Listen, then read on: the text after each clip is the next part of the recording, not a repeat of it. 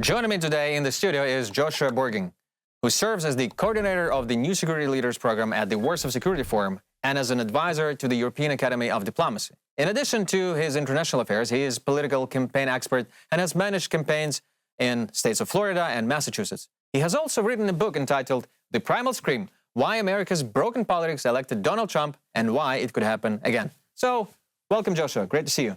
Thanks for having me. First question, when the next elections are done, on the night of the election, you will finish your next book, and if Donald Trump wins, how would you start the book, or how would you name it? Oh, damn, good question. See, I told you so? See, I told you so. Right. And this brings us to age. I wanted to ask you that. So both Biden and Trump are baby boomers, is that correct? They are, baby boomers indeed.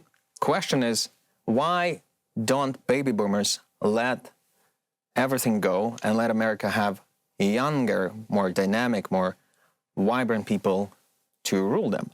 Andre, it's not just an American problem. We see countries around the world where octogenarians or centenarians are still holding on. But to your point, it's also not just our presidential candidates.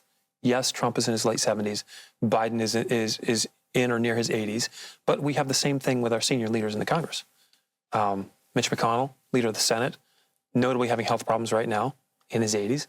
Nancy Pelosi, who's just, did you see this? Nancy Pelosi just announced that she's running again for the Congress. Maybe she has a lot of energy, vitality. Or just the fear of letting go. And this FOMO or the adrenaline that comes from being needed. I think that matters in a sense because it's not limited to the U.S. We see it around the globe in politics. And it's an interesting psychological effect, I think, like putting Lukashenko, Trump, but all other people who are aged enough, in a way, who don't let go.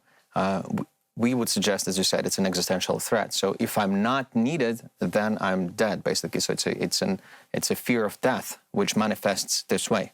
And certainly in some cases, I can't disagree with the logic at the sort of macro level.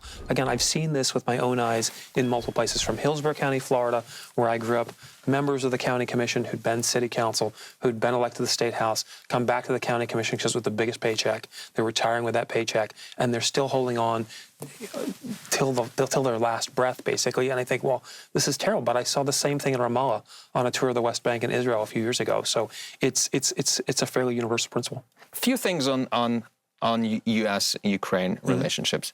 When do you think Ukraine will receive the actual F-16s, not only from the Netherlands and Denmark, but maybe from the U.S. itself? So through my network, I'm aware that the site inspections have been done for runways and serviceability space. I understand through other voices that that this is nearer rather than farther away. F-16s, that is. ATACMS, again, they're on that vector. There seems to be approaching every day a greater likelihood. I personally think we're being weak in how we're dealing with Russia. Why? I think that Biden should have shown up and drug his European counterparts and walked down the streets of Kiev with Zelensky before the war started. They were signaling the war was going to start. We knew the war was going to take place. I think Biden should have done a show of unity then.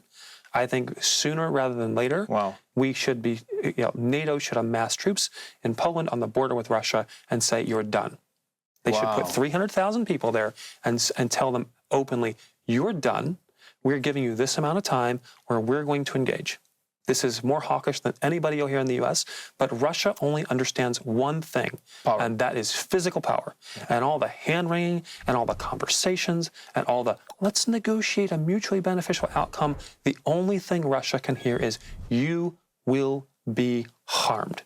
So whenever they do the saber rattling around nuclear weapons, the U.S. or the NATO Western response should be lockstep in the following voice: you will hurt us. We will evaporate you. Right now, it's a great time to finish this episode. Thank you, Joshua Burgin.